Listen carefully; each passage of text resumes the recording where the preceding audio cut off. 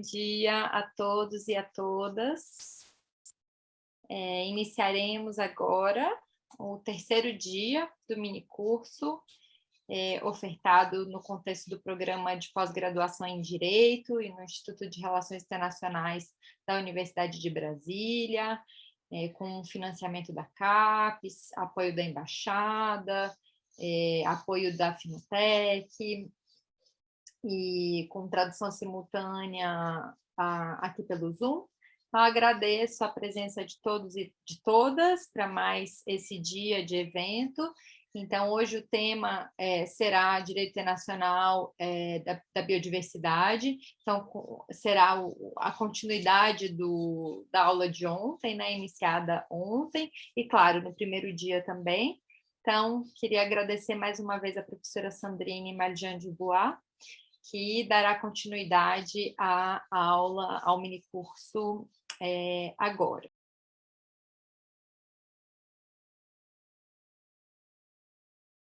Bon dia, merci beaucoup, professeur Karina, pour l'introduction. Bienvenue à tous pour cette troisième séance du mini-cours.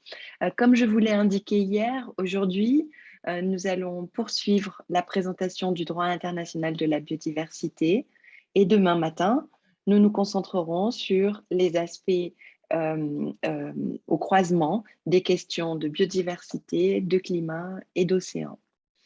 Donc, pour aujourd'hui, je vais partager mon écran.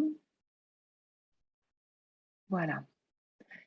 Donc, si vous vous souvenez, hier, nous avons terminé dans la présentation historique que je faisais de la construction du droit international de la biodiversité. Nous avons terminé avec la phase de développement de la matière que j'avais datée de 1946, adoption de la Convention baleinière internationale, à 1992, adoption de la Convention sur la diversité biologique. Donc aujourd'hui, nous pouvons commencer avec la phase que l'on peut caractériser de phase de consolidation qui débute en 1992. Avec l'adoption de la Convention sur la diversité biologique. Ici, donc, je voudrais souligner qu'il s'agit d'un projet ancien. Évidemment, la notion même de diversité biologique n'est pas si ancienne. Nous avons vu hier qu'elle date du milieu des années 80, mais l'idée d'un grand traité sur la protection de la nature, sur la protection de la vie sauvage, était, elle, une idée très ancienne. Elle était portée depuis quasiment le début du XXe siècle, les années 1910, par des scientifiques, par des associations, des organisations non gouvernementales. Après la Deuxième Guerre mondiale, va être créée l'Union internationale pour la conservation de la nature, l'UICN, Union internationale pour la conservation de la nature, qui est une ONG très particulière parce qu'elle est composée à la fois de personnes, d'organisations intergouvernementales et d'États, de représentants des États. Et cette UICN, qui est véritablement, je crois, l'ONG qui joue le rôle le plus important en matière de protection de la nature et de la diversité biologique à l'échelle internationale, cette UICN, donc, se lance assez vite dans un projet de convention internationale sur la protection de la nature et va pousser les États en ce sens. Et donc, c'est un projet ancien, mais les négociations internationales vont être véritablement lancées en 1988, donc quelques années avant l'organisation de la conférence de Rio sur l'environnement et le développement. Elles vont être lancées en 1988 et elles vont s'avérer extrêmement difficiles, extrêmement tendues. Elles donnent lieu à de très nombreuses oppositions, en particulier elle révèle une fracture entre les pays du Nord et les pays du Sud. Si je schématise, et pardonnez-moi, je schématise un peu, mais on peut dire que les pays du Nord sont plutôt attachés aux questions de conservation, gestion des ressources, de conservation des ressources. Ce sont des ressources qui sont, je le disais hier, principalement situées sur le territoire des pays en développement. Ce n'est pas pour autant dire qu'il n'y a pas de biodiversité dans les pays du Nord, mais cette biodiversité est beaucoup moins riche, et en particulier les hotspots de biodiversité. Ces zones extrêmement riches en biodiversité sont pour la plupart situées dans les pays du Sud. Donc, une préoccupation du Nord qui est celle de la conservation de la diversité biologique, donc diversité biologique située principalement dans les pays du Sud. Une réticence des pays du Sud qui tentent de résister à cette volonté de conservation et qui mettent en avant plutôt la nécessité d'organiser l'utilisation durable des éléments de la diversité biologique. Donc, qui s'attachent plutôt à la gestion des ressources qu'à leur conservation, considérant que ces ressources sont des richesses nationales et qu'il faut pouvoir exploiter ces richesses nationales dans un processus de développement. Finalement, la convention est adoptée quelques semaines avant la conférence de Rio. Elle est ouverte à la signature lors de la la conférence de Rio et elle va entrer en vigueur assez rapidement l'année suivante. Aujourd'hui, elle compte 196 parties, donc c'est une convention universelle. Pour arriver à son adoption, les pays ont laissé de côté un certain nombre de questions qui étaient les plus difficiles, sur lesquelles ils n'ont pas pu se mettre d'accord, en particulier tout ce qui concerne la biotechnologie, le développement des biotechnologies, mais aussi les transferts de technologies, les financements. Donc, ces questions sont laissées de côté pour la suite.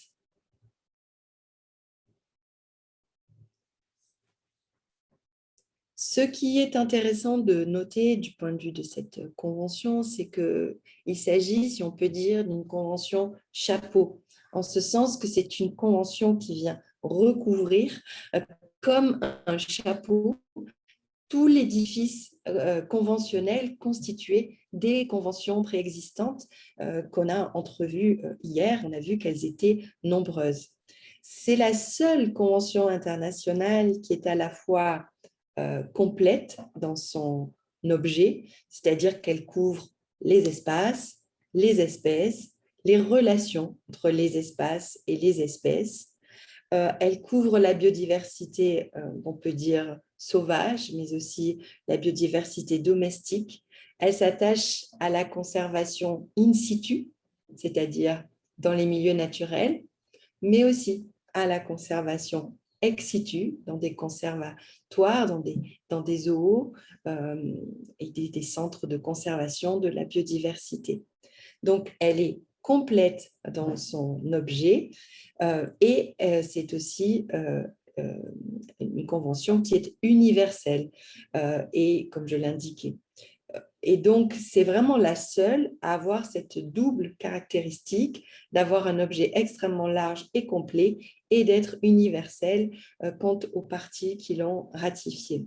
Et l'idée est que cette convention parvienne à donner de la cohérence aux conventions préexistantes qui sont extrêmement morcelées, fragmentées, comme on l'a vu, qui s'attachent à telle espèce, telle zone, telle activité humaine, telle région. Et donc, cette convention de Rio, elle est censée donner un peu de cohérence, redonner un peu de cohérence au droit préexistant, à cet édifice conventionnel extrêmement pléthorique, extrêmement abondant. On va voir que c'est une tâche qui va s'avérer extrêmement difficile, extrêmement délicate, parce que finalement, la convention, elle arrive après, donc elle arrive presque un peu trop tard, et c'est difficile de lutter contre finalement l'existant et de lutter contre les habitudes. Donc, une convention chapeau. Et c'est aussi une convention qu'on peut qualifier de moderne et de fondée scientifiquement. Elle se réfère à de nombreuses reprises à la science. Elle s'appuie sur des méthodes et des concepts scientifiques. Et sa définition de la diversité biologique est même devenue une référence que l'on voit citer très souvent, une référence scientifique. Il s'agit, je cite, de la variabilité des organismes vivants de toute origine. Voilà l'objet de la Convention. Elle s'attache à la variabilité des organismes vivants de toute origine, soulignant qu'il s'agit d'une diversité, comme on l'a vu, au sein des espèces, entre les espèces et une diversité des écosystèmes. Vous vous souvenez des 3 niveaux de diversité biologique que nous avons vus hier. Donc, cette définition qui est contenue dans la Convention est devenue véritablement une référence bien au-delà du domaine juridique. Et c'est une définition scientifique. Et c'est en cela que j'affirme que la Convention se veut moderne et fondée scientifiquement sur les dernières découvertes scientifiques. La Convention est une convention cadre complétée par des protocoles.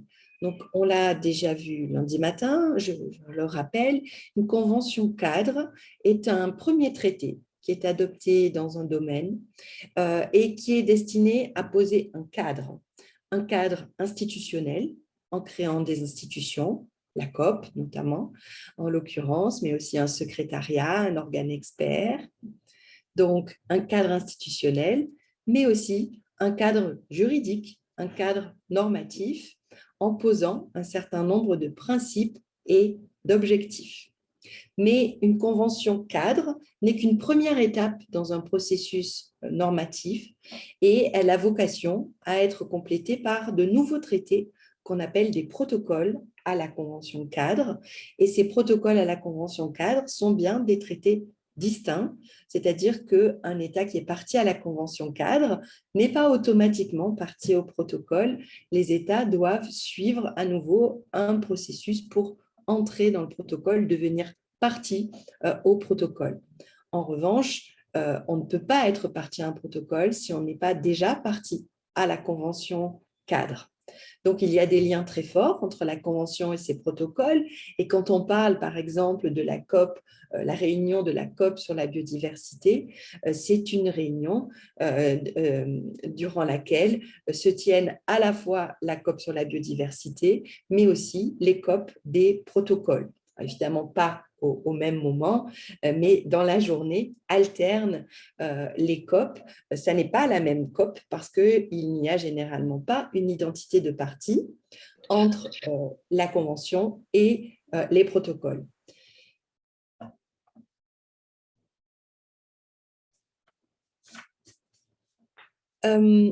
Je voudrais revenir sur la diapositive précédente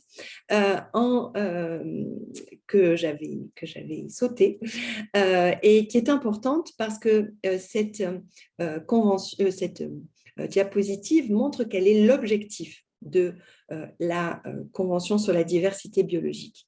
Et en fait, on a commencé à en parler hier, il n'y a pas un objectif, mais il y a 3 objectifs.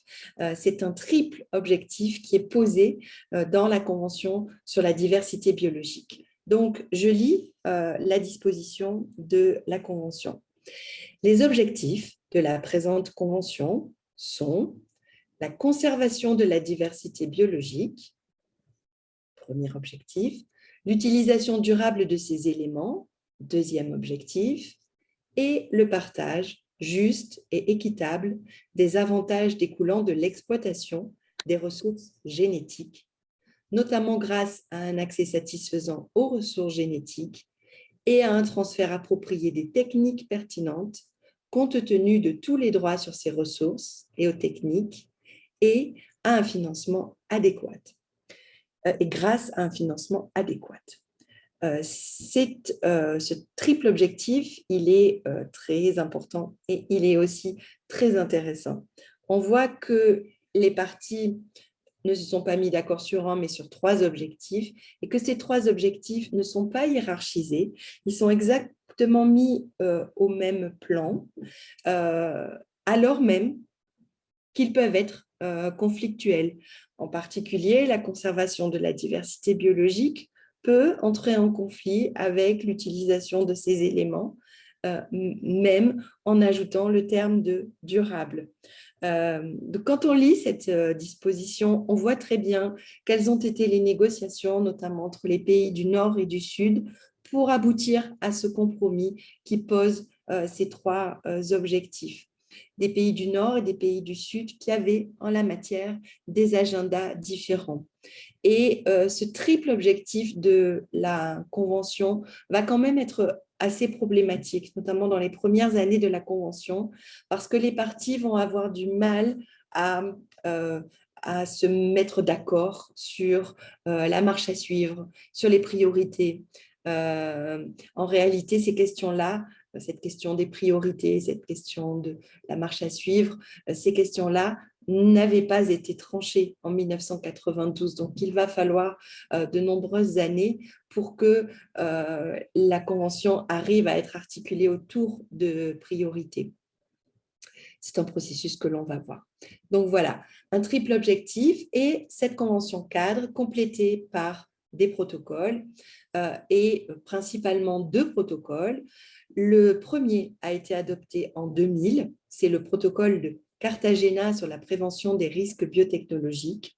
Le contexte d'adoption du protocole était bien particulier. C'est un protocole qui a été voulu par les pays du Sud, par l'Union européenne, qui se sont alliés de ce point de vue, contre des pays exportateurs d'OGM, d'organismes génétiquement modifiés, même s'il n'y avait pas une unanimité des pays du Sud en la matière.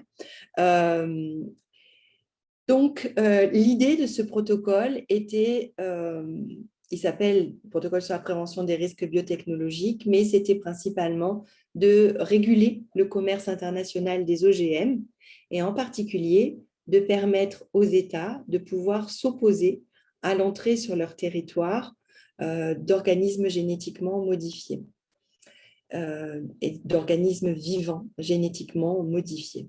Donc voilà l'objet du protocole. C'est un protocole qui a été assez difficile à négocier, assez long à négocier. Et c'est un protocole qui a raté finalement son objectif, si on peut dire, parce que l'objectif était d'allumer un contre-feu au droit du commerce international, de permettre justement aux pays de pouvoir invoquer ce protocole de Cartagena pour déroger aux droits de l'Organisation mondiale du commerce. Et lors de la première affaire sur les OGM qui a été soumise à l'OMC, le protocole a été écarté comme n'étant pas du droit applicable parce que le protocole n'était pas ratifié par tous les pays membres de l'OMC, en particulier pas par les États-Unis. Et donc, le protocole n'a pas été très utile à l'OMC. Il a raté son objectif de contre-feu. Bon, aujourd'hui, ce protocole, il compte 171 parties. Donc, vous voyez qu'il y a un certain nombre d'États qui sont partis à la Convention sur la diversité biologique, mais pas au protocole. 10 ans plus tard, on a ajouté un protocole à ce protocole. On l'appelle le protocole additionnel de Nagoya-Kuala Lumpur. C'est un protocole qui porte sur la responsabilité en cas de dommages causés par des organismes vivants modifiés. C'est un protocole qui a eu un faible succès. Il ne compte que 44 parties et il faut dire que son contenu est assez peu opérationnel. On pourra y revenir dans la discussion. Deuxième protocole principal à la Convention, c'est le protocole de Nagoya sur l'accès aux ressources génétiques et le partage juste et équitable des avantages tirés de leur utilisation.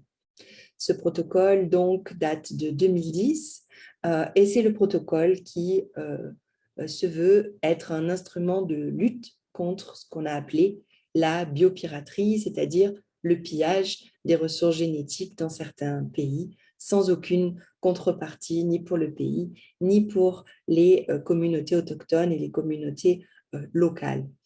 C'est un protocole qui, lui aussi, c'est un compromis international, est assez timide, assez fragile, mais qui a représenté malgré tout une avancée par rapport à ce qui existait auparavant. Pour certains, au contraire, on peut critiquer ce protocole de Nagoya parce que justement, en imposant des règles de partage juste et équitable des avantages, en contrepartie de l'accès donné aux ressources génétiques, de l'accès accordé aux ressources génétiques, pour certains, le protocole a conduit finalement en introduisant ce mécanisme lourd, potentiellement coûteux, à accélérer le développement des banques de gènes finalement et accélération du développement des banques de gènes qui permet aux États de ne plus avoir besoin de se rendre sur le terrain pour accéder aux ressources génétiques, pour prélever les ressources génétiques. Je ne sais pas si c'est exact, c'est un point que l'on pourrait discuter. Je pense que de toute façon, le développement des banques de gènes était une évolution en cours, une évolution technique qui se serait passée dans tous les cas. Donc, ce qu'on voit ici sur cette diapositive, si on se rappelle les 3 objectifs de la Convention sur la diversité biologique, c'est que on s'est plutôt attaché aux questions de biosécurité, biotechnologie, aux questions d'accès, de partage des avantages, mais que le premier objectif, celui de la conservation de la diversité biologique, il n'a pas fait l'objet d'un protocole. Donc, on en reste de ce point de vue, sur le plan conventionnel, au texte de la Convention. Texte de la Convention qui est un texte très soft, on peut dire. On peut dire que c'est du soft law, même si c'est un traité. C'est un traité qui contient des normes soft. Elles sont obligatoires juridiquement, mais leur contenu est tellement vague qu'elles sont faiblement contraignantes. Et en particulier, la plupart des obligations, je mets obligations entre guillemets, la plupart des obligations des États sont atténuées par cette expression dans la mesure du possible et selon qu'il conviendra. Chaque partie fera ceci, fera cela, une étude d'impact dans la mesure du possible et selon qu'il conviendra. Et ça, c'est vraiment un membre de phrase qui permet d'atténuer l'obligation et qui fait que dans un contentieux international, ça ne va pas être des dispositions qui vont pouvoir être invoquées très utilement. Après, ça ne veut pas dire que la Convention n'a pas eu d'impact, y compris sur la législation des pays, parce que beaucoup d'États ont développé des législations sur la biodiversité, ou ont revu leur législation suite à l'adoption de la Convention sur la diversité biologique, y compris sur les questions de conservation. Mais en tout cas, c'est quand même une limite sur le plan juridique qu'il faut souligner. Donc, pas de protocole sur la conservation de la diversité biologique, pas de protocole sur, par exemple, les aires protégées, les zones protégées. C'est quelque chose qu'on aurait pu tout à fait imaginer. Pas de protocole sur la biodiversité marine ou sur des tas de sujets qu'on aurait pu envisager sur la question de l'agriculture, par exemple, ou sur la question des forêts. Il n'y a pas eu de protocole à la Convention jusqu'à présent et aucun protocole n'est à l'étude de ce point de vue.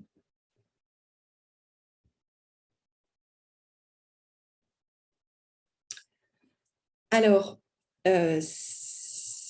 il faut ajouter ici, et on a commencé à en parler, en particulier lundi, que la Convention a été quand même précisée par un instrument stratégique, une stratégie pour la biodiversité, et ça a été fait pour la première fois en 2002, c'est-à-dire 10 ans après l'adoption de la Convention.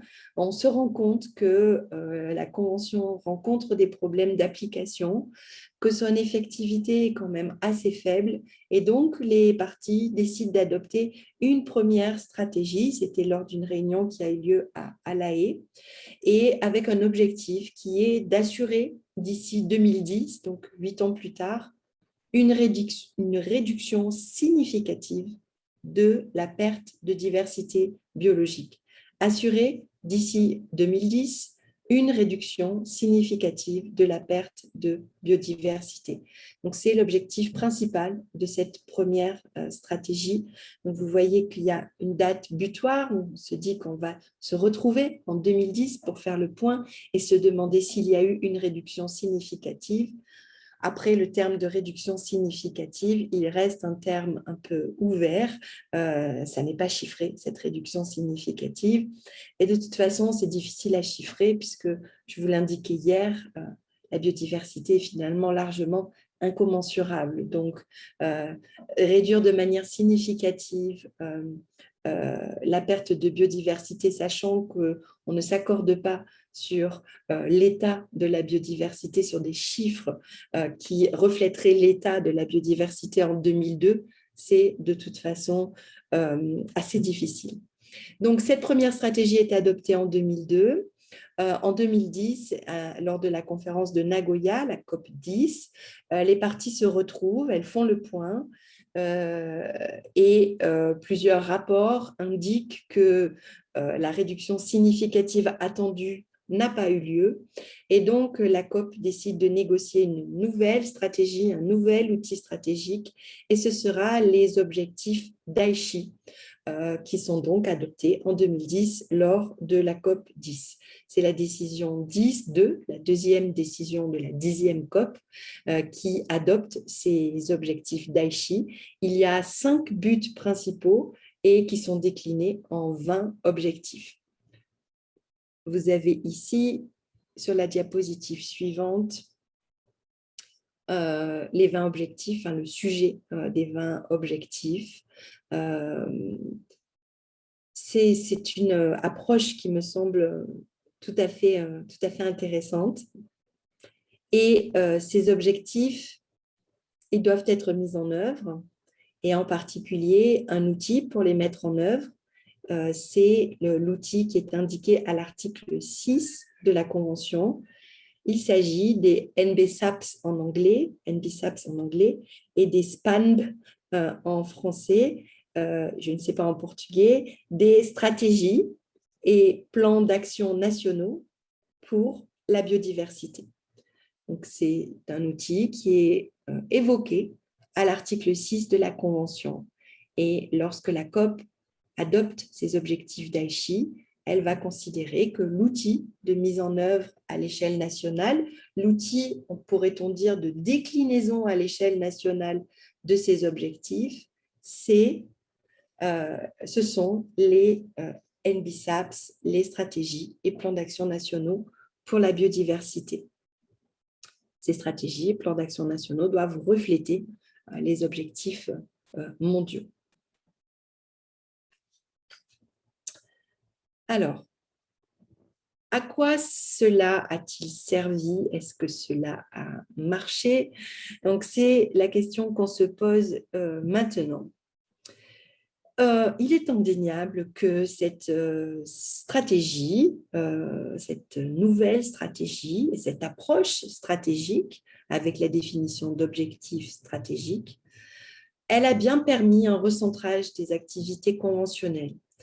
C'est-à-dire qu'on avait l'impression d'activités qui partaient un petit peu dans tous les sens, et en définissant ces 5 objectifs principaux, ces 20 cibles, la COP a permis de recentrer les activités conventionnelles autour de ces cibles. Donc, pour moi, là, c'est quelque chose déjà de très positif en interne, au sein de la Convention sur la diversité biologique et de ses institutions.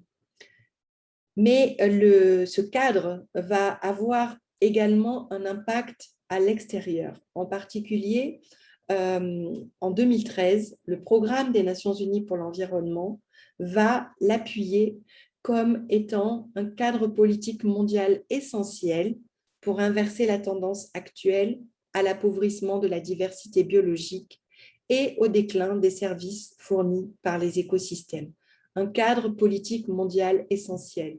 C'est-à-dire que le PNUE va reconnaître l'importance politique de cette stratégie de la CBD, de la Convention sur la diversité biologique, y compris en dehors de la CBD.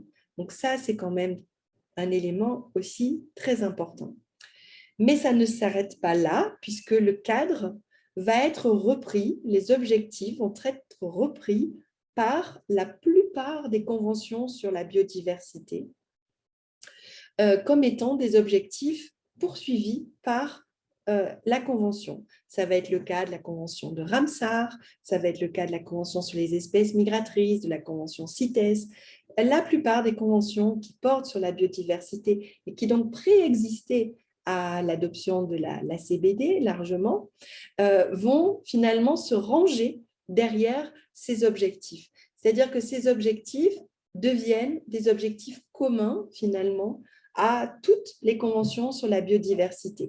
Et donc là aussi, c'est très important puisque ça va permettre à la Convention sur la biodiversité biologique, la Convention sur la diversité biologique de jouer son rôle pleinement de convention cadre, de convention chapeau à l'échelle internationale et d'orienter finalement la pratique, les actions, les politiques dans le cadre de toutes les conventions sur la biodiversité. Donc, ça lui permet d'influencer ce que font les autres conventions. Ça n'était pas du tout gagné, puisque chaque convention qui s'était développée avant l'adoption de la Convention sur la diversité biologique avait ses propres habitudes de travail, ses propres objectifs, ses propres institutions, et n'avait pas forcément envie, en quelque sorte, de s'inféoder à ce que pouvait dire la Convention sur la diversité biologique. Mais il y a eu finalement une réussite ici de la CBD qui est parvenue à convaincre de l'importance, de la légitimité de ces cibles. Et cela a entraîné aussi le renforcement des liens entre les conventions sur la biodiversité, la définition de programmes communs entre les conventions sur la biodiversité. Et ça a permis aussi aux autres conventions sur la biodiversité de pouvoir bénéficier de financements internationaux, en particulier des financements du Fonds pour l'environnement mondial, puisqu'elles mettaient en œuvre les objectifs de la CBD. Les mauvaises langues diront que c'est cette raison-là financière qui a poussé la plupart des conventions à reprendre les objectifs de la CBD. Les objectifs d'Aichi seront même repris lors de la conférence Rio+20 dans la déclaration, l'avenir que nous voulons, la déclaration adoptée à l'issue de la conférence Rio+20 qui se réfère aux objectifs d'Aichi et qui fait fond sur les objectifs d'Aichi au paragraphe 197 et suivant. Donc, on voit bien par là que ces objectifs d'Aichi vont jouer un rôle bien au-delà de la CBD. Et puis, en 2015 aussi, on retrouve le contenu de ces objectifs dans beaucoup des objectifs mondiaux de développement durable, les ODD en particulier, mais pas seulement dans les objectifs 14 et 15 qui portent sur la biodiversité marine et la biodiversité terrestre. Donc là, c'est quand même un assez grand succès de la Convention sur la diversité biologique qui est parvenu, par cette approche stratégique avec ses objectifs d'Aichi, à faire monter sur l'agenda international les questions de biodiversité, à faire que ces questions reçoivent davantage d'attention politique. Et je pense que ça marque le chemin parcouru. Si vous vous souvenez des débuts de la construction du droit international de la biodiversité, où on part, par exemple, des oiseaux utiles à l'agriculture ou des saumons du Rhin, et on en arrive à une biodiversité extrêmement présente dans l'agenda de développement 2030 pour l'ONU, agenda de développement qui a été adopté en 2015 et qui a en son cœur les ODD, les objectifs de développement durable. Donc, un grand chemin parcouru pour ces questions de biodiversité en un peu plus d'un siècle. Mais, car il y a un mais, la situation n'est pas rose, et dès 2000, produit une étude sur la mise en application des objectifs d'Aichi. Et dans cette étude, le secrétariat souligne que plus de 30% des SPAN, des stratégies et plans d'action nationaux pour la biodiversité, ne contiennent aucun objectif ou engagement national correspondant à certains objectifs d'Aichi, tels que les objectifs 3, 6, 10, 14, 17 et 18. C'est-à-dire que ces objectifs-là, ils sont dans 30% des stratégies et plans d'action nationaux pour la biodiversité absents.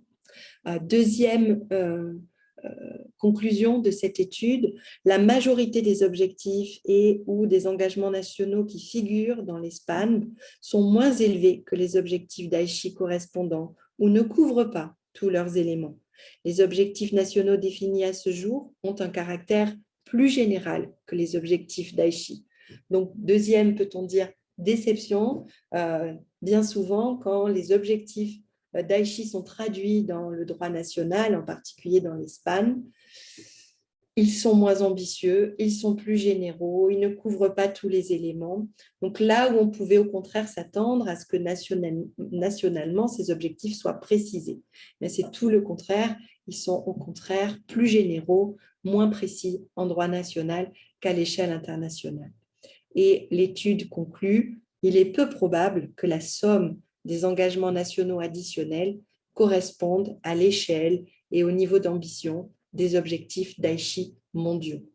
Et ici, ça fait penser aux études que l'on produit régulièrement dans le domaine du climat, où on additionne les engagements des États, on les agrège, et une fois agrégés, on se rend compte qu'ils ne permettent pas d'atteindre le niveau d'ambition des objectifs mondiaux.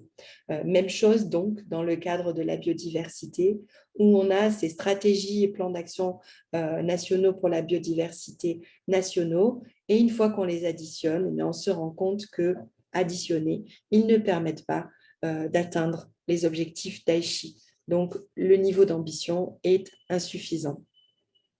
Cela sera confirmé par plusieurs rapports internationaux, scientifiques et notamment d'ONG.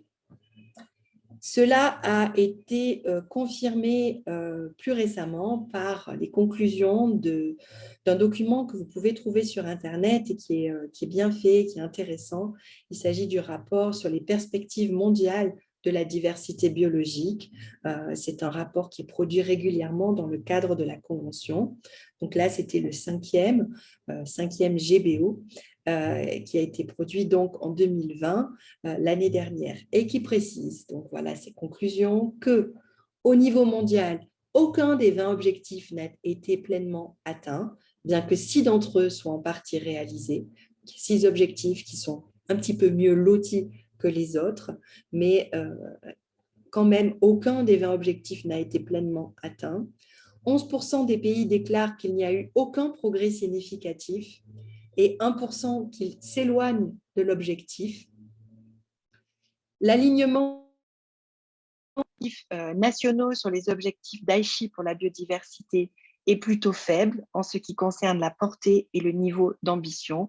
Moins d'un quart des objectifs nationaux sont bien alignés sur les objectifs d'Aichi et seulement 10% de tous les objectifs nationaux sont semblables aux objectifs d'Aichi pour la biodiversité et en voie d'être réalisés. Et donc, c'est ce constat qui conduit à dire qu'il faut renforcer ce cadre mondial, ce cadre d'Aichi. L'outil est probablement bon, il permet d'évoluer, mais il n'a pas permis d'évoluer suffisamment. Et donc, il faut changer le cadre, il faut le renforcer. Et c'est donc la négociation qui est en cours du cadre mondial de la biodiversité après 2020. Un cadre qui, nous l'avons vu, doit être adopté lors de la COP 15 à Kunming en Chine au mois d'avril-mai 2022. Ce sera la deuxième partie de la COP. La première partie de la COP a eu lieu la semaine dernière en format hybride, mais essentiellement pour les parties non chinoises à distance, de manière virtuelle. Donc, il a été considéré que les parties avaient besoin de se rencontrer en présentiel pour finaliser le cadre. Et donc, il doit y avoir une réunion à Genève au mois de janvier, préparatoire, en présentiel, et qui sera suivie, si tout va bien, si la situation pandémique le permet, de la deuxième partie de la COP en Chine au mois d'avril. Beaucoup commencent déjà à douter de la possibilité que cette réunion ait lieu et il semble difficile d'adopter le cadre de la biodiversité post-2020 en 2023 ou en 2024. Là aussi, il y a un sentiment d'urgence qui est incompatible avec ces reports des conventions. Donc, l'idée est à la fois de renforcer les objectifs, donc de reprendre le contenu de certains objectifs pour le préciser, grâce notamment à de nouvelles connaissances scientifiques. Et puis, c'est aussi de renforcer les outils de mise en œuvre, renforcer le contrôle, renforcer les financements, renforcer les transferts de technologies, l'assistance technique, l'assistance juridique, et aussi d'adopter un agenda de l'action. Je vais revenir sur ces différents points tout à l'heure.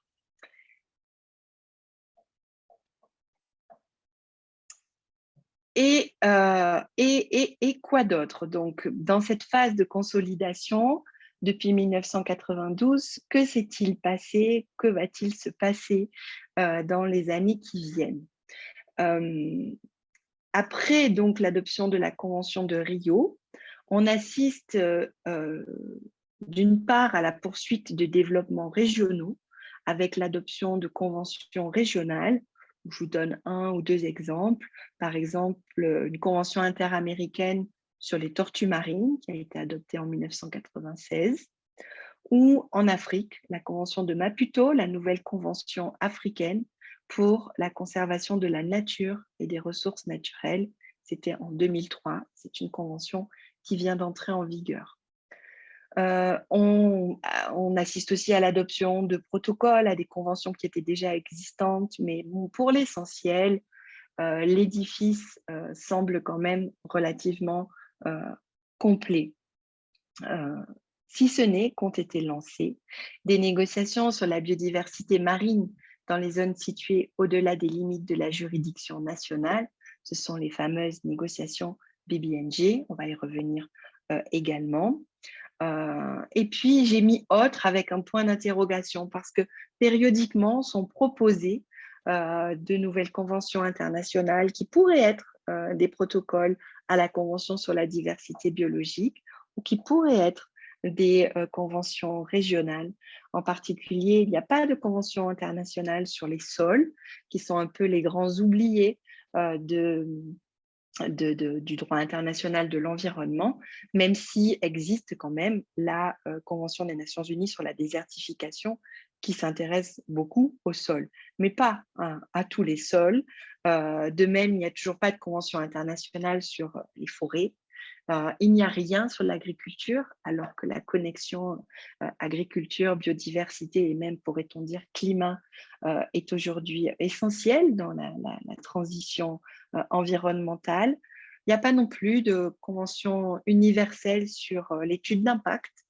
Or, nous l'avons vu hier, il y a bien une obligation coutumière de réaliser une étude d'impact quand une activité risque de causer un dommage à l'environnement d'un autre État, mais il n'y a pas d'obligation quand c'est un dommage qui aura lieu sur le territoire de l'État et qui donc n'aura pas de conséquences sur l'environnement des autres États.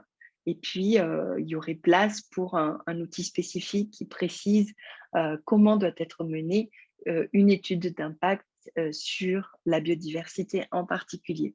Donc, voilà quelques idées de conventions internationales qui régulièrement sont avancées, mais sur lesquelles, pour l'instant, il n'y a pas de négociation qui ait été lancée.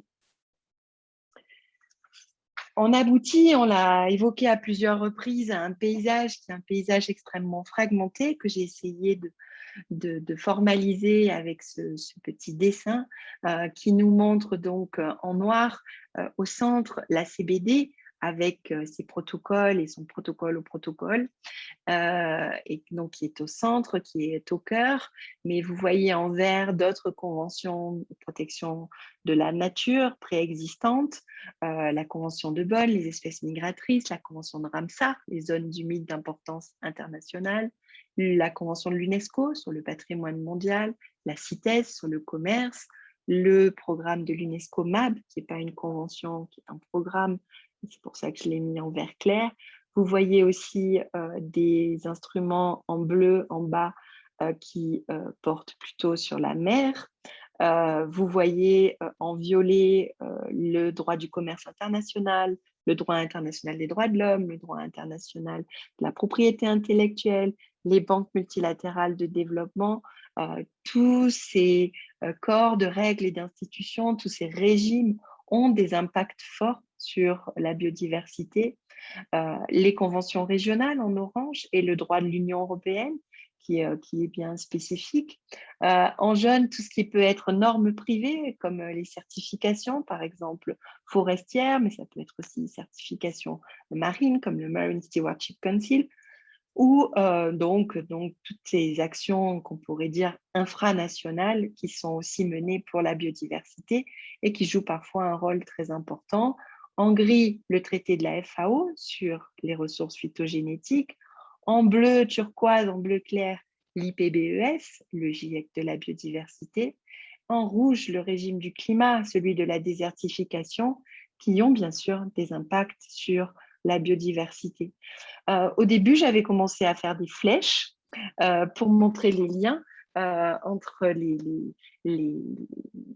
les cercles, mais en réalité, il y aurait eu tellement de flèches que ça aurait été complètement illisible. Donc, il faut s'imaginer quand même que dans ce paysage fragmenté, il y a des relations, des interactions entre tous ces éléments. Et c'est vraiment un système de gouvernance tout à fait complexe, avec un grand nombre d'éléments et des interactions fortes entre eux. Donc, on va revenir dans la 6e partie sur les conclusions et les perspectives sur ce problème de la fragmentation. Mais avant cela, j'aimerais qu'on passe en revue, je vous l'ai annoncé hier, c'est le 5e point, les valeurs de la biodiversité dans le droit international. Quelles sont les valeurs de la biodiversité dans le droit international? C'est une discussion qui n'est pas du tout anecdotique, parce que, on va le voir, les valeurs de la biodiversité sont plurielles. Et la discussion sur les valeurs, pour moi, elle est importante parce que c'est un préalable à l'appréhension par le droit.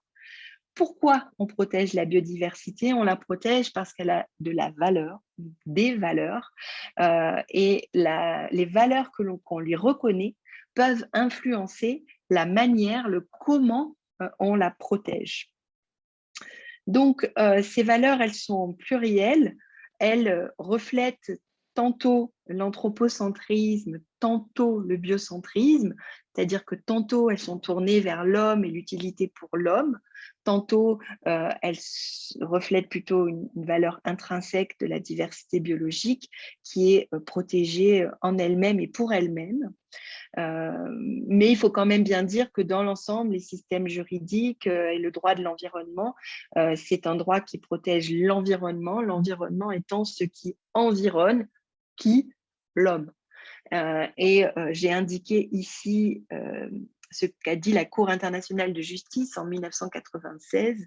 C'était dans l'affaire de la licéité des armes nucléaires, de la menace ou de l'emploi des armes nucléaires.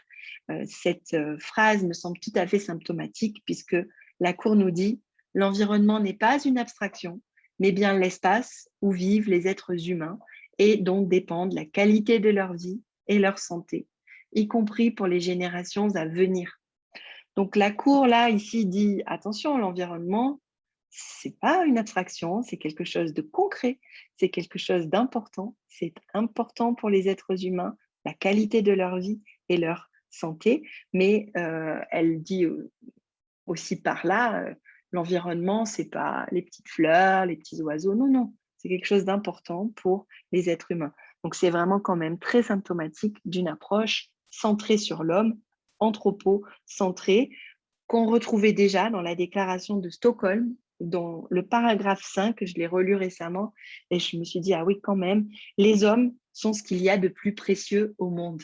Non, non, c'est l'homme qui déclare que les hommes sont ce qu'il y a de plus précieux au monde. Alors, c'est une position qui n'est pas unanime. C'est une position, cette position anthropocentriste, qui est assez largement partagée, mais elle n'est pas unanimement partagée. Il y a d'autres manières d'envisager la relation à la nature, à l'environnement, à la biodiversité. Il y a d'autres cosmogonies.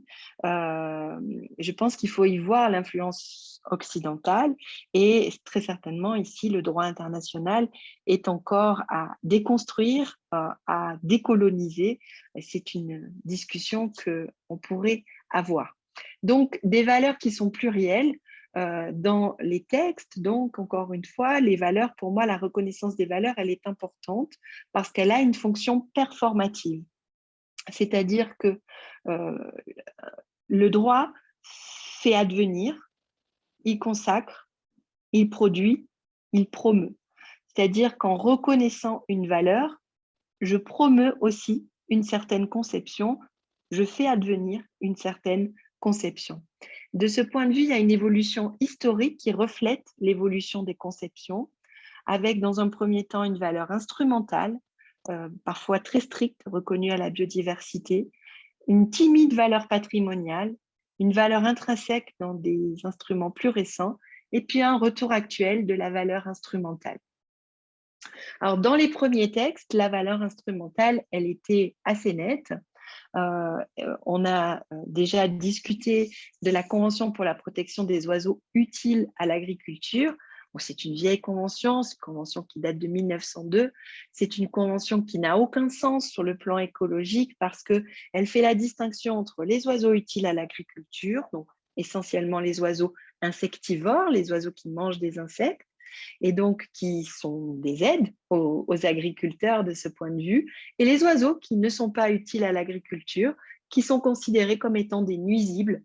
Et dans cette catégorie des nuisibles que l'on peut donc détruire, il y a les rapaces diurnes et les rapaces nocturnes. Or, on sait aujourd'hui que ces rapaces sont, parce qu'ils sont en haut de la chaîne alimentaire, sont des espèces extrêmement importantes, extrêmement utiles, peut-être pas à l'agriculture stricto sensu, mais extrêmement utiles au fonctionnement des écosystèmes.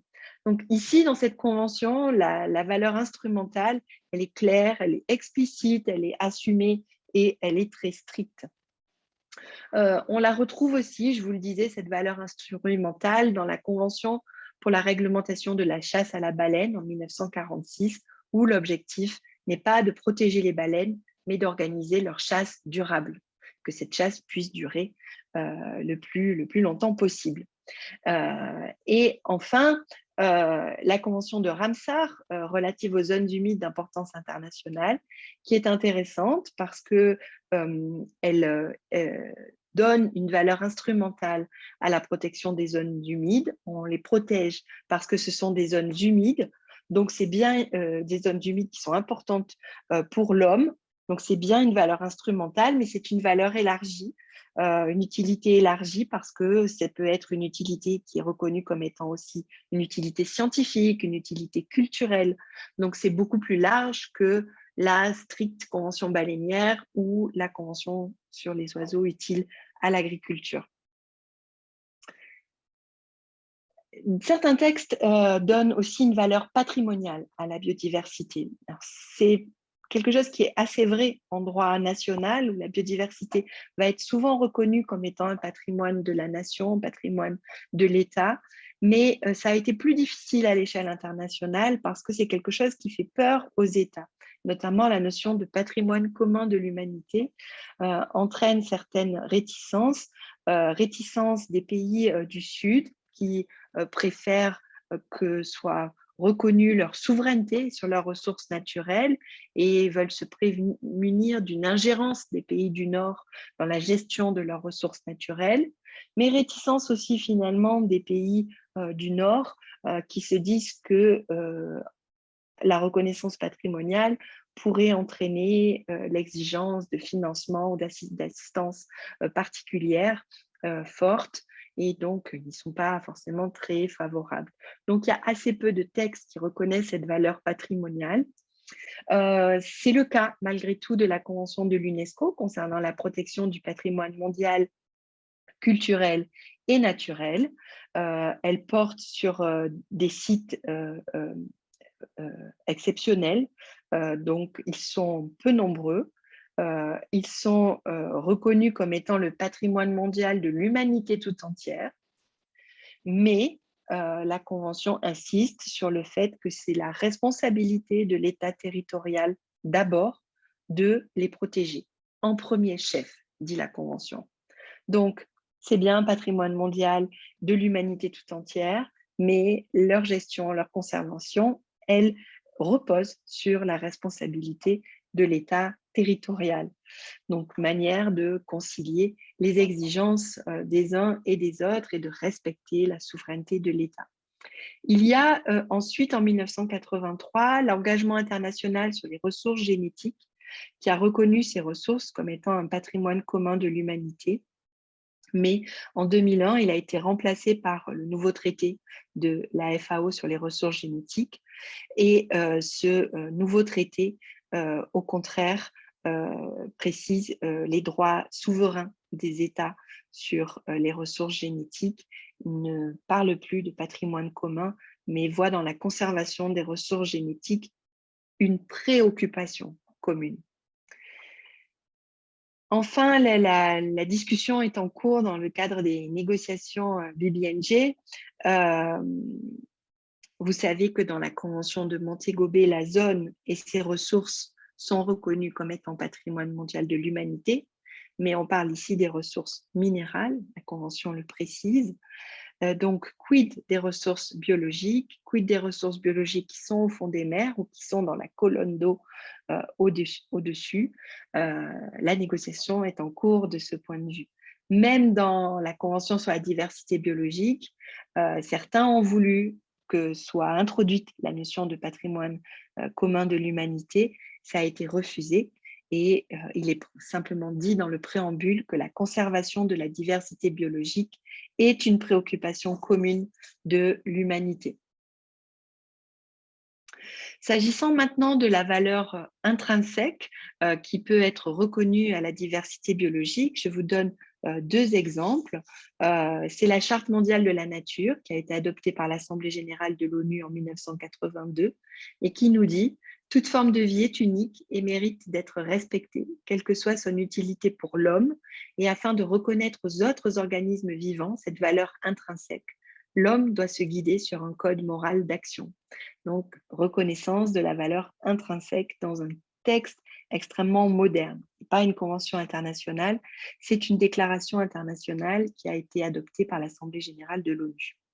Et dans la Convention sur la diversité biologique aussi, il y a la reconnaissance de la valeur intrinsèque dans le préambule, consciente de la valeur intrinsèque de la diversité biologique et de la valeur de la diversité de ses éléments constitutifs sur les plans environnemental, génétique, social, économique, scientifique, éducatif, culturel, récréatif et esthétique. Et ici, la Convention sur la diversité biologique montre bien que les valeurs reconnues à la diversité biologique sont des valeurs plurielles. Plus récemment, il me semble qu'on assiste à un retour de l'approche instrumentale, et notamment avec cette notion de services écosystémiques qu'on a déjà évoqué, ces services qui sont rendus à l'homme par la nature. Cette notion de service écosystémique qui est ici reprise par la Convention sur la diversité biologique dans le plan stratégique d'Aichi, les objectifs d'Aichi, ce qui montre que la CBD s'est convertie à cette notion de service écosystémique. On retrouve aussi cela dans le nom de l'IPBES, le GIEC de la biodiversité, puisque c'est la plateforme sur la biodiversité et les services écosystémiques. On retrouve ça dans de très nombreux textes aujourd'hui, avec quelques risques quand même d'une approche strictement instrumentale, strictement fondée sur les services écosystémiques, c'est-à-dire si on veut protéger les services écosystémiques, en fait, on risque de se concentrer sur ce que l'on connaît, sur les services écosystémiques que l'on connaît, ce qui semble essentiel, et on risque de se tromper parce qu'on ne connaît pas tout. Et c'est sans parler non plus des problèmes éthiques que représente cette notion de services écosystémiques, qui sont vraiment des services rendus à l'homme et qui oublient quelque peu la valeur intrinsèque de la diversité biologique. Donc voilà le petit détour que je voulais faire par les valeurs pour donc vous montrer que ces valeurs sont plurielles dans les instruments. Il y a des effets de mode, donc qui font qu'il y a des évolutions, il y a des effets historiques, mais je pense aussi que ces valeurs plurielles, elles résultent du refus des parties à la Convention sur la diversité biologique, finalement de hiérarchiser entre toutes ces valeurs, du refus de choisir. Et donc là encore, on a des contradictions qui ne sont pas forcément résolues par les parties parce qu'elles ne sont pas forcément résolvables, et ça peut poser ensuite des problèmes quand on passe à la mise en œuvre. Alors, bon, j'ai pris un petit peu de retard, mais je vais passer rapidement sur ce 6e point pour qu'on puisse après avoir du temps pour la discussion. Donc, je voudrais maintenant qu'on parle des pistes pour améliorer le droit international de la biodiversité, des pistes pour renforcer son effectivité. Donc, j'en ai listé un certain nombre qu'on va voir les unes après les autres, et j'espère aussi recevoir des idées de votre part. Donc, la première piste, c'est en cours, c'est la redéfinition des objectifs internationaux. C'est-à-dire que ces objectifs, on a essayé de les rendre SMART en 2010. Est-ce qu'on peut les rendre encore plus SMART, encore plus spécifiques, encore plus mesurables, encore plus atteignables, encore plus temporellement définis? Je vous donne un exemple pour vous montrer que c'est difficile. C'est la cible 7, donc, qui est aujourd'hui dans l'avant-projet de cadre, qui nous dit réduire la pollution de toutes les sources à des niveaux qui ne nuisent pas à la biodiversité, aux fonctions des écosystèmes et à la santé humaine, notamment en réduisant de moitié au moins les nutriments rejetés dans l'environnement et de 2/3 au moins les pesticides, et en éliminant tout rejet de déchets plastiques. Donc, comment rendre une cible comme celle-là encore plus précise, encore plus smart? On se rend compte que c'est difficile, c'est spécifique sans être complètement spécifique. La pollution de toutes les sources, c'est très large, toutes ne sont pas listées. Réduisant de moitié au moins les nutriments rejetés, réduisant de moitié par rapport à quoi? D'où on part? Quels nutriments? C'est difficile d'avoir à l'échelle internationale un objectif plus précis. De 2/3 au moins les pesticides. et en éliminant tout rejet de déchets plastiques. Là, c'est quelque chose d'assez radical. On parle d'un objectif d'une cible à 2030. Est-ce que c'est réaliste? Est-ce que ça n'est pas trop ambitieux? On voit bien le casse-tête que représente la formulation à l'échelle internationale d'objectifs véritablement smart. Une autre piste qui est envisagée, c'est le renforcement du contrôle, le contrôle international. À ce stade, certaines conventions sur la biodiversité ont développé ce qu'on appelle des procédures de non-respect, qui sont des procédures non contentieuses qui permettent de suivre les progrès des États et puis éventuellement de réagir quand il y a des difficultés, y compris à la demande de l'État en difficulté. C'est le cas dans le cadre de la CITES, dans le cadre de l'UNESCO, dans le cadre de la Convention de Ramsar, des 2 protocoles à la Convention de Rio, du traité de la FAO de 2001, la Convention de Bonn, c'est une procédure toute récente, et dans le cadre de certaines conventions régionales. Donc, ces procédures sont intéressantes, elles ont montré leur utilité dans d'autres domaines, en particulier pour l'ozone. Mais on le voit, la CBD, elle, n'a pas de procédure de non-respect.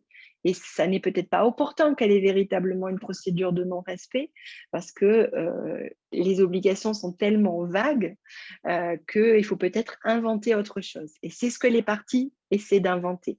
Pour l'instant, il y a un système de rapports nationaux que doivent rendre les parties à intervalles réguliers dans lesquels elles font un tableau de leur mise en œuvre de la CBD et des objectifs d'Aichi.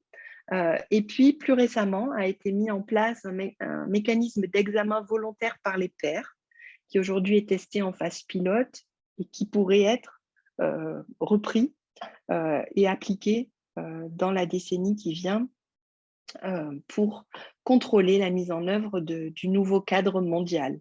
Mais les parties ne sont pas toutes d'accord là-dessus. Certaines voudraient, la Norvège a fait des propositions, par exemple, extrêmement élaborées.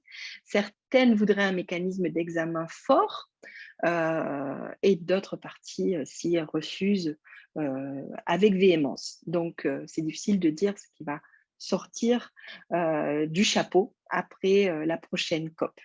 Ça peut être aussi le contrôle national, parce que finalement, on le voit bien avec le modèle des procès climatiques, le juge national est le juge de droit commun du respect du droit international.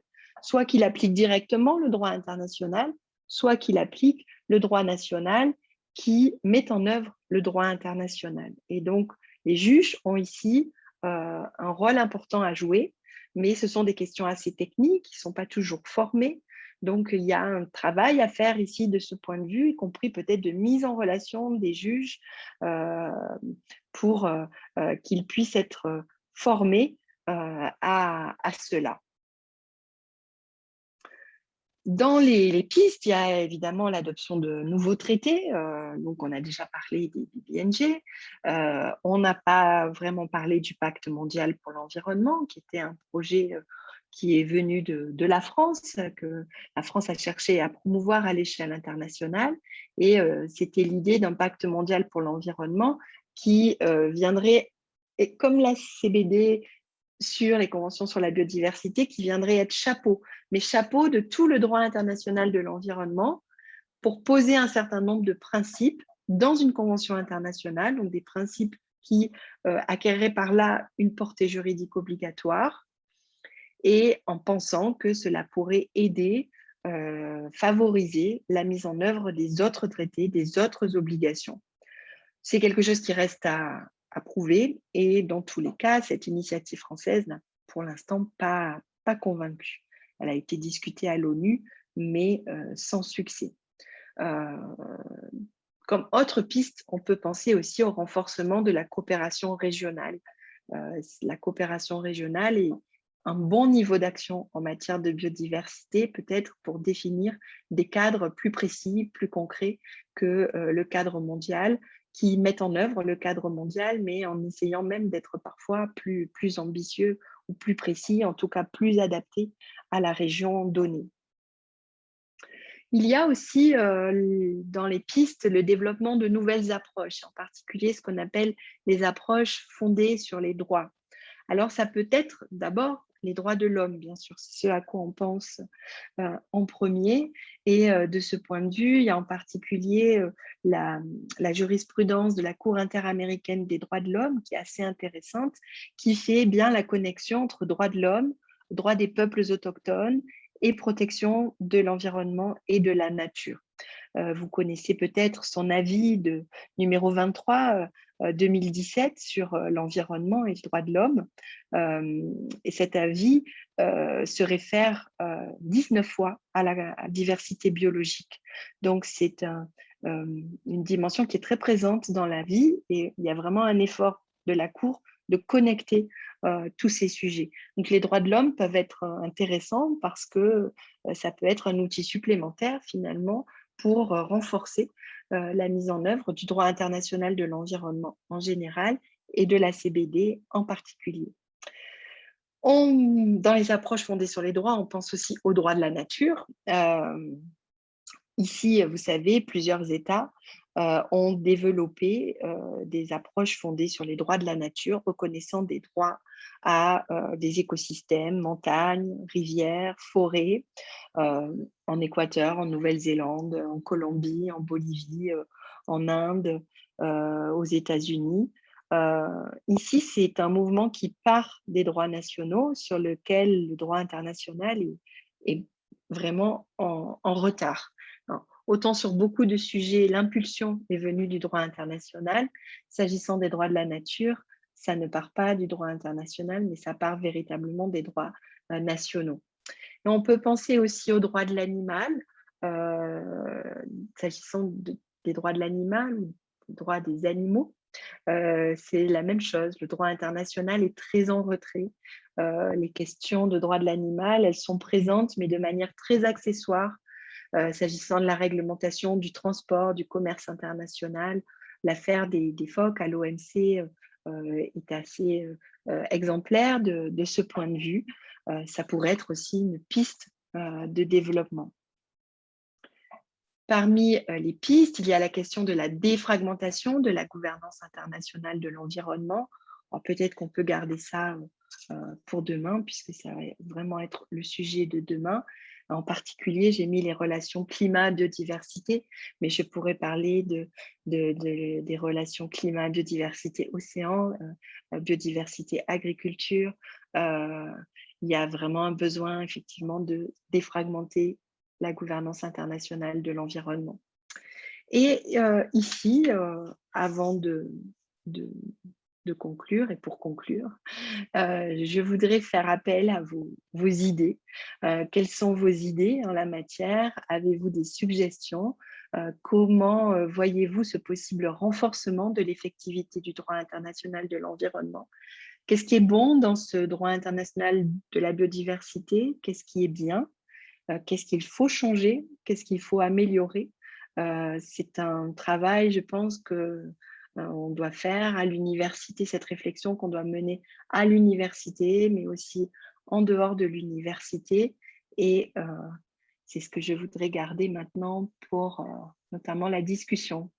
Podemos retomar a segunda parte do nosso curso, com as perguntas que foram feitas lá no Q&A, né, QIA, em português.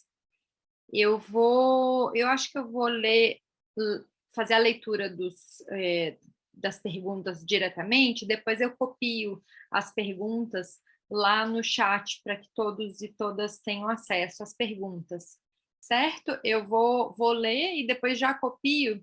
Professora Sandrine, acredito que você também tem acesso aqui, é só clicar ali no Q&A,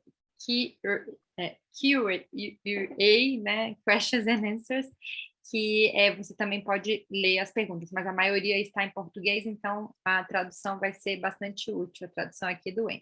Então eu vou começar, é um bloco de 5 perguntas, e eu vou lê-las e depois copiá-las lá no chat para que todos possam acompanhar.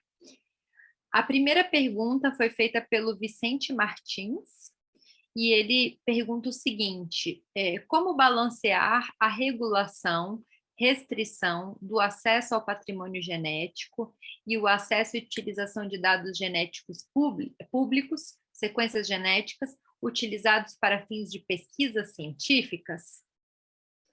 Essa é a primeira pergunta do Vicente. Eu vou considerar a segunda pergunta do Cassiano de Souza.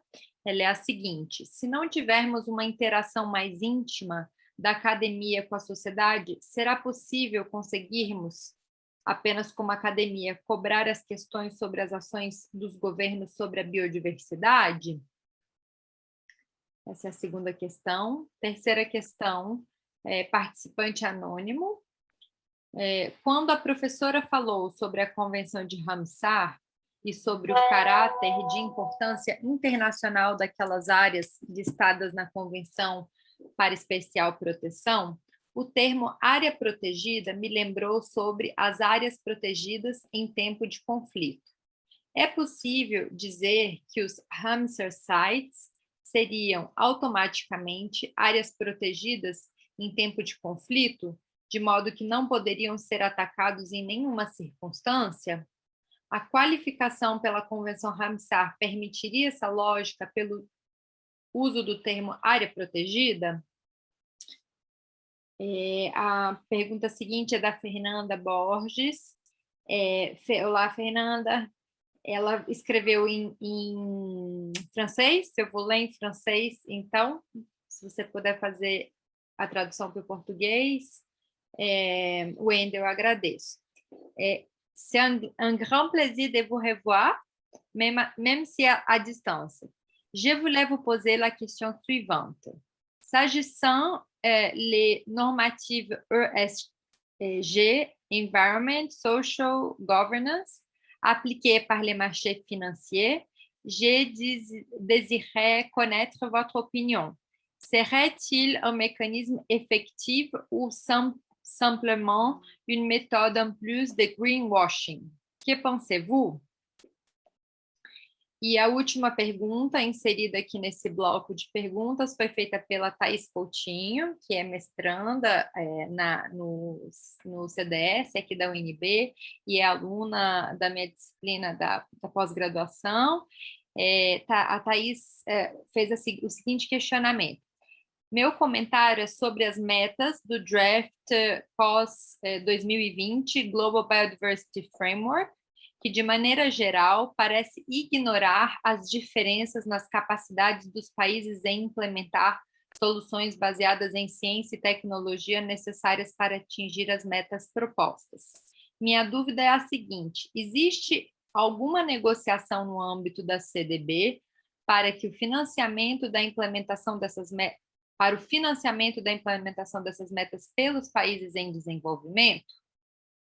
Então, esse é o primeiro bloco de questões. Apareceu mais uma, do Carlos Henrique Tomé. Olá, Carlos, que é doutorando aqui no Instituto de Relações Internacionais, super ativo em todas as atividades do GERN também. O Carlos fez a seguinte pergunta: a CDB parte da soberania sobre a biodiversidade nacional. O Tratado Antártico tem por objeto um ambiente além das jurisdições nacionais, mas sua estrutura de poder é, na prática, centralizada. Em que medida a comunidade internacional está disposta e pronta ou habilitada para regular a biodiversidade marinha além da jurisdição nacional, né? Sem soberania e estrutura de poder não tão centralizada? Essa é a pergunta do Carlos. E se eu puder já adicionar uma pergunta, Sandrine, também aqui nesse bloco, já pedindo desculpas pela quantidade, eu queria saber qual é a sua opinião sobre o valor jurídico da abordagem ecossistêmica e se ela pode contribuir nesse contexto da efetividade, da implementação de algum tipo de obrigação num sentido um pouco mais jurídico, ou não, se essa abordagem se mantém no plano mais ligado à gestão do que ao plano jurídico. Certo? Essas são as questões, vou parar por aqui, depois eu retomo o conjunto de questões, de novas questões, né? Se nós tivermos tempo ao final aqui dessa primeira roda de perguntas. Passa a palavra à professora Sandrine. Merci beaucoup pour toutes ces questions. Et alors, je vais les prendre dans l'ordre. Donc, la première question était la question de Vicente sur la possibilité de concilier finalement les restrictions d'accès au patrimoine génétique et l'open access, l'utilisation des données génétiques publiques à des fins de recherche. J'espère qu'il est possible de tout concilier. C'est vrai qu'en la matière, les pays ont des exigences qui semblent un peu contradictoires. Donc, c'est tout l'enjeu de parvenir à concilier tout cela, sachant qu'il y a des difficultés techniques, par exemple la traçabilité finalement d'une donnée génétique dans une banque, elle n'est pas forcément toujours possible. Il n'est pas forcément possible de savoir d'où vient cette donnée génétique, cette séquence génétique. Donc, je pense qu'ici, il va falloir innover. La communauté internationale peut innover de temps en temps, c'est possible. Donc, l'imagination doit être au pouvoir. Mais pour l'instant, les pays ont déjà même du mal à s'accorder sur les définitions. Donc, je trouve que de ce point de vue, les négociations ne sont pas du tout gagnées. L'issue des négociations n'est absolument pas gagnée. Donc, c'est une très bonne question à laquelle je ne peux pas répondre aujourd'hui. La deuxième question parlait des relations entre l'académie, les scientifiques et les personnes. Et si j'ai bien compris, il disait sans une relation plus étroite entre la société civile et le monde académique, est-ce qu'il sera possible de demander un engagement plus fort aux États? C'est une question aussi que je voudrais laisser ouverte. Il est certain que la relation entre le monde académique et la société civile est très souvent insuffisante, en particulier sur ces sujets. Sur ces sujets, l'éducation est extrêmement importante et le monde académique doit ici prendre sa part, et tout ce qui peut permettre de favoriser des connexions avec la société civile est très important. Et viendra au soutien, c'est certain, du cadre mondial pour la biodiversité. La plupart des instruments internationaux se réfèrent à la nécessité de promouvoir l'éducation à l'environnement, à la biodiversité. Mais bon, ça apparaît un peu comme étant une disposition convenue. Oui, c'est la disposition qu'il faut mettre quand on négocie sur un domaine. Il faut le prévoir, mais ce sont des dispositions très vagues et en fait, c'est laissé largement à l'appréciation des États. Et je pense qu'il y a beaucoup de progrès à faire en la matière. Donc, vous avez raison d'insister sur ce point qui est un point important. S'agissant des zones Ramsar, donc aires protégées, est-ce qu'elles pourraient être automatiquement des zones protégées en tant que conflit armé? Je pense que c'est plus compliqué que cela. La protection de l'environnement en temps de conflit armé est régie par certaines règles, mais c'est des règles qui sont encore timides et qui permettent en réalité aux États, pendant un conflit armé, de détruire assez largement l'environnement.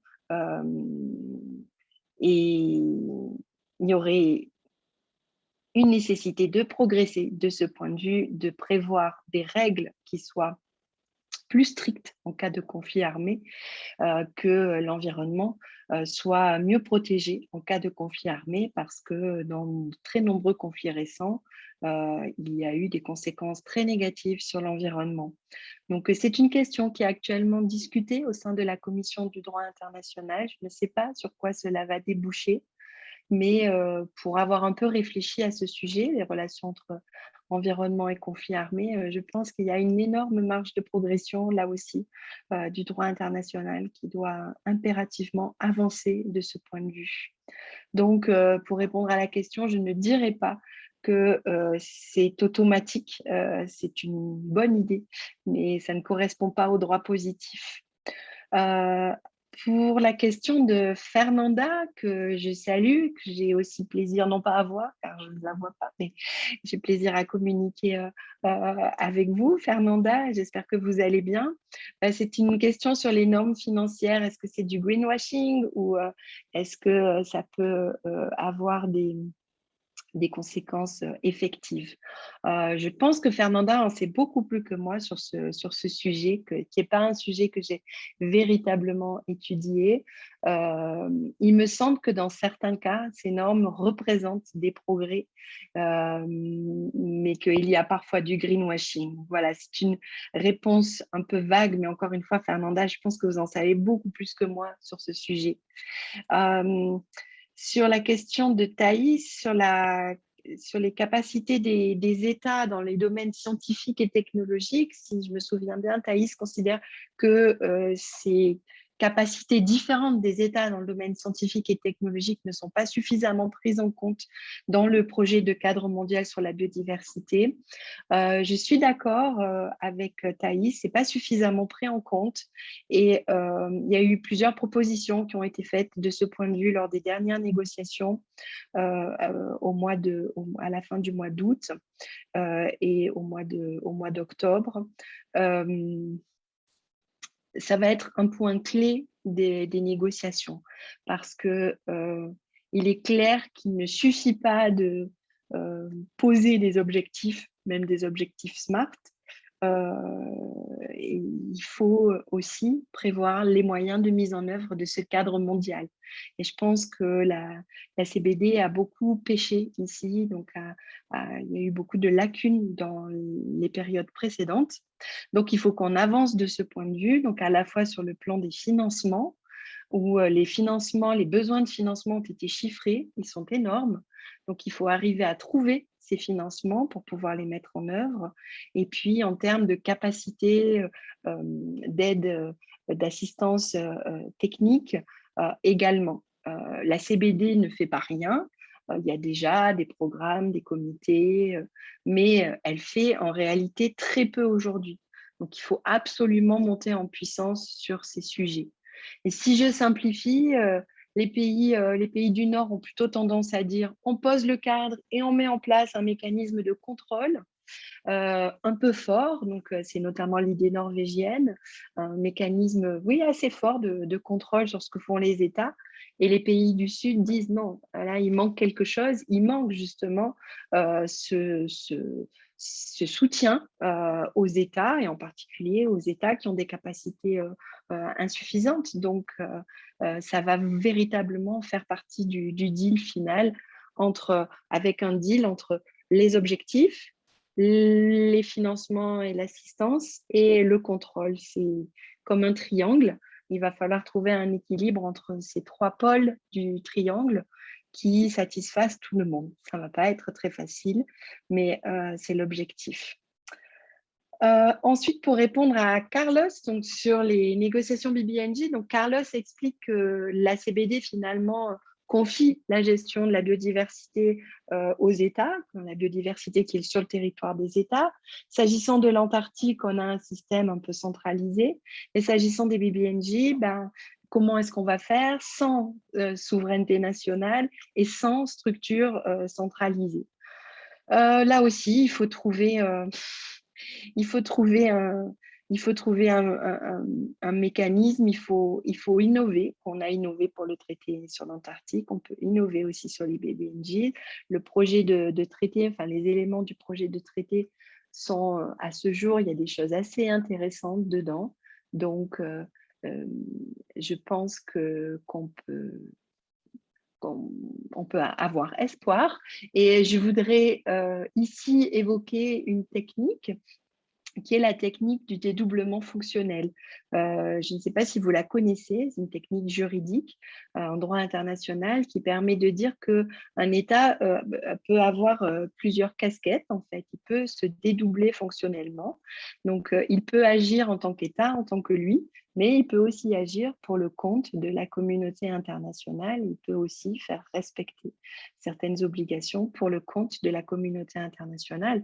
Et c'est quelque chose qui est déjà traduit dans le droit international, puisque ne serait-ce qu'en termes de responsabilité internationale, il y a des règles qui permettent aux États d'engager la responsabilité d'autres États, même s'ils n'ont pas été lésés directement par ces États, par un dommage causé par ces États, mais tout simplement parce qu'il y a eu atteinte à un droit protégé qui est un droit de la communauté internationale dans son ensemble ou d'une communauté des parties, comme la communauté à un traité, en l'occurrence au traité BBNG.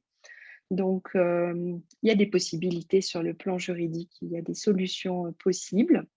La dernière question était une question de la professeure Karina sur l'approche écosystémique. Donc, l'approche écosystémique est montée ces dernières années dans les régimes internationaux sur l'environnement, en particulier sur la mer. Elle est déjà mise en œuvre dans le cadre de plusieurs commissions de pêche ou conventions. La Convention sur la diversité biologique, la COP de la Convention sur la diversité biologique l'a reconnue. C'est une approche extrêmement intéressante. Je pense que c'est une des clés pour renforcer le droit de la biodiversité dans les années qui viennent. Mais ça nécessite aussi une collaboration très forte entre les juristes et les scientifiques. Ça n'est pas facile de mettre en œuvre juridiquement une approche écosystémique. Et c'est un point, par exemple, sur lequel il pourrait y avoir un besoin fort de travaux académiques, pluridisciplinaires, interdisciplinaires, pour réfléchir ensemble à plusieurs disciplines à la mise en œuvre concrète de cette approche écosystémique en laquelle je crois beaucoup. Voilà pour un premier round de questions.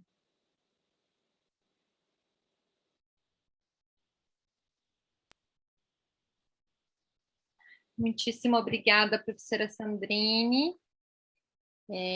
Eu acredito que, pelo menos, não foram inseridas mais questões. Alguém gostaria de fazer alguma pergunta adicional? Temos mais alguns minutinhos. Se alguém quiser fazer mais alguma pergunta. Vi que a professora Ana Flávia ainda está aqui conosco, a professora Gabriela também está aqui conosco, Fernanda Castelo Branco Araújo, se quiser fazer alguma pergunta também, sintam-se à vontade aqui nesses últimos minutinhos. Vi que apareceu uma pergunta do Rogério, mas vou ler a pergunta do Rogério e vou passar a palavra para a professora Gabriela. Aliás, passo a palavra para você, Gabriela, Gabi, difícil falar professora Gabriela, né? E depois, se você puder ler a pergunta do Rogério também, já ficam os dois comentários e perguntas. Bom, eu queria primeiro cumprimentar todas e a todos, né? Eu ainda estou afastada, mas agora eu começo a voltar, por enquanto, informalmente. E agradecer a professora Sandrine, é sempre um prazer escutar a professora, e pela aula, que foi fascinante. E a minha pergunta, eu fui refletindo ao longo da apresentação, mas por questões gerais que alguns estudantes estão pesquisando com relação ao princípio da integração. Então, como a professora vê a implementação do princípio da integração no campo da biodiversidade? Seria essa a minha pergunta. Mas, Karina, eu vou passar de volta para você, porque eu não consegui entrar no computador e no celular as telas são muito restritas para mim, eu não consigo ver a pergunta, tá? Era isso. Muito obrigada. Muito obrigada, Gabi.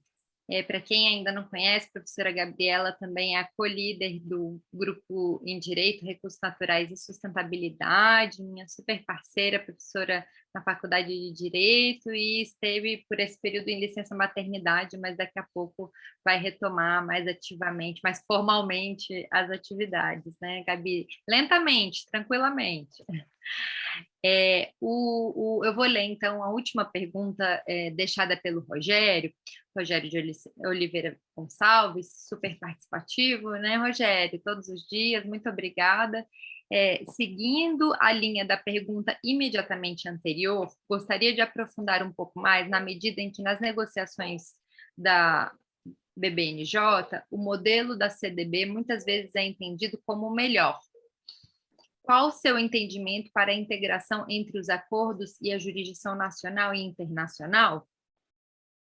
Então, essas duas últimas perguntas, professora Sandrine, e depois disso a gente pode encerrar. Acho que não temos mais tempo para perguntas e acho que já está suficiente, até para fazer uma transição para a aula de amanhã.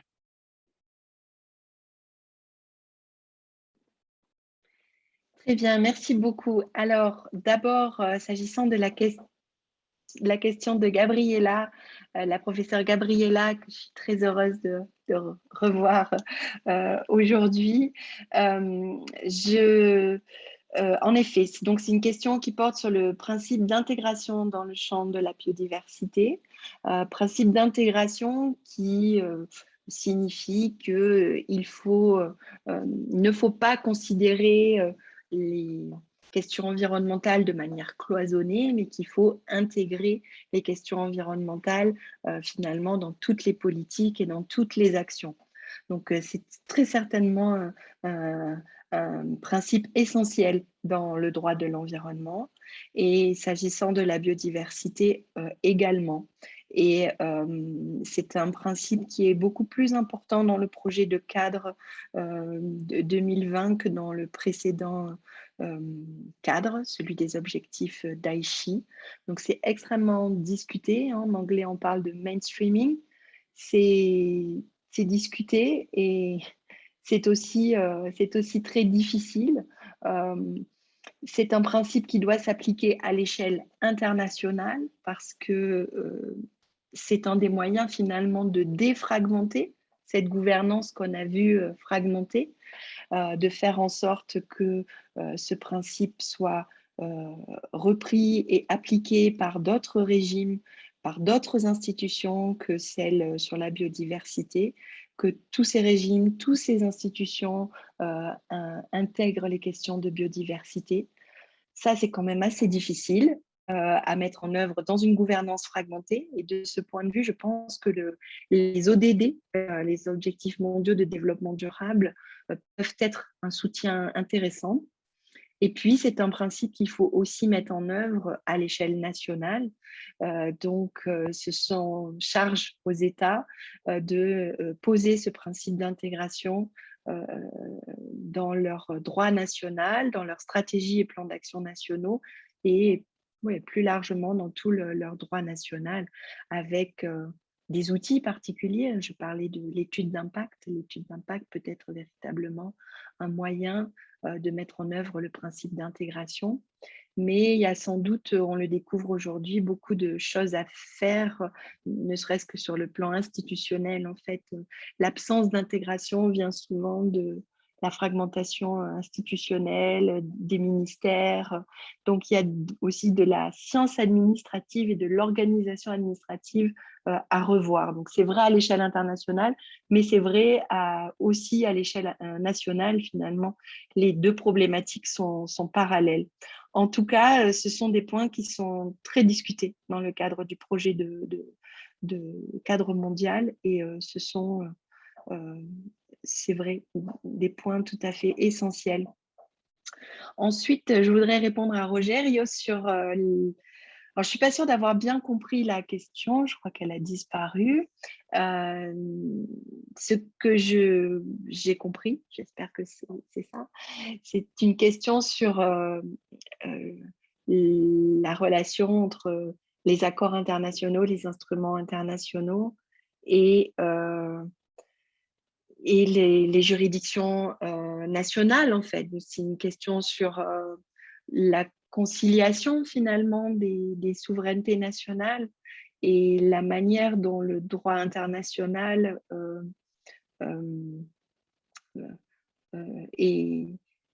pose ce principe de souveraineté nationale, mais aussi restreint pas la souveraineté nationale, puisque dans le droit international, les États s'engagent librement, mais en tout cas conduit les États à s'engager, à être engagés.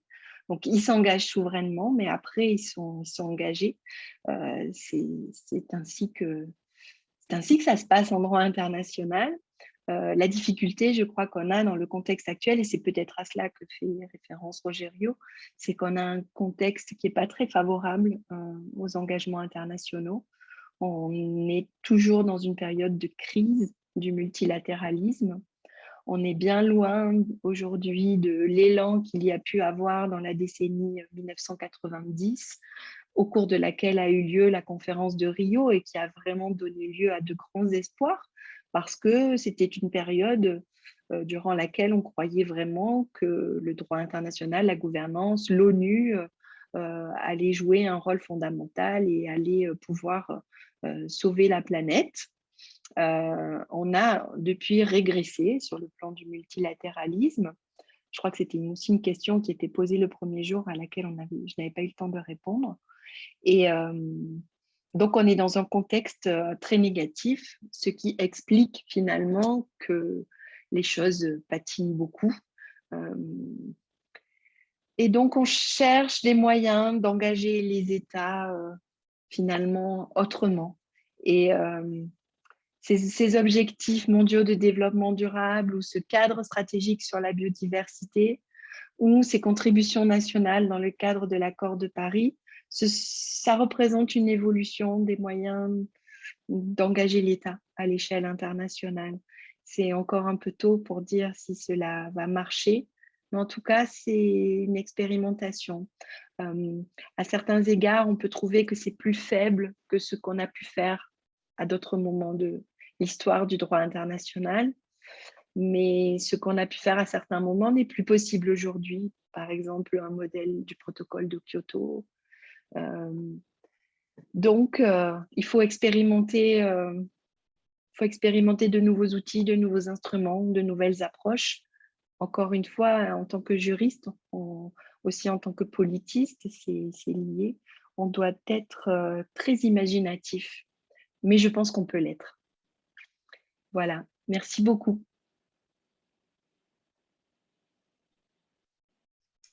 Bom, muitíssimo obrigada, professora Sandrine, por mais essa manhã de curso, que certamente adicionou diversos elementos, diversos conceitos, diversos instrumentos, diversas abordagens, né, que complementam a análise aqui desse tema geral do direito internacional da biodiversidade e que com certeza ampliou aqui o conhecimento de todos que estão presentes.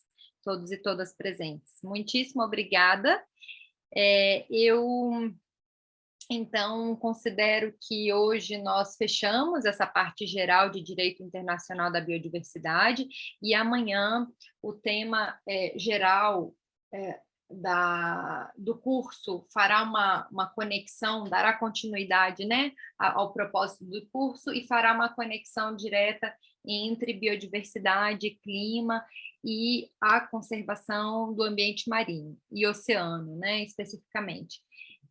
A ideia dessa última mesa, né, dessa última parte do curso, é que possamos refletir juntos com o auxílio da professora Sandrine, né, de como construir essa desfragmentação, por meio de quais mecanismos, por meio de quais princípios, por meio de quais instrumentos, e a professora vai trazer pistas, mas eu gostaria de convidá-los e convidá-las a refletir em conjunto, a tentar responder as questões que estão lá na página do GERN, né? Se vocês entrarem lá na parte de atividades, vou pedir para a Fernanda deixar, por favor, o link aqui no bate-papo, o link do GERN, onde estão inseridas algumas perguntas, né? eu vou lê-las rapidamente só para lembrá-los e lembrá-las quais são os principais desenvolvimentos no direito internacional ambiental. O direito internacional em matéria de biodiversidade precisa mudar, por quê? Em caso afirmativo, em quais direções, e qual é o papel do direito internacional face ao desafio do antropoceno. E essas são questões gerais, né, que devem ter permeado todo o curso e que, idealmente, amanhã vocês possam refletir nas respostas, né, e especificamente sobre o tema da próxima, de amanhã, que conecta biodiversidade, mudanças climáticas e conservação do ambiente marinho. A conservação do ambiente marinho é o tema da disciplina que eu estou lecionando esse semestre na pós-graduação de Direito da Faculdade de Direito da Universidade de Brasília. Então, por esse motivo, eu pedi para a professora Sandrine fazer essa conexão com a disciplina da pós, para que os alunos, tanto do curso quanto os alunos que estão seguindo o minicurso, possam também refletir sobre a questão marinha de uma forma mais específica. Então, bom retorno às atividades e até amanhã para a nossa última aula do minicurso. Muito obrigada, professora Sandrine. Merci à tous. Au revoir.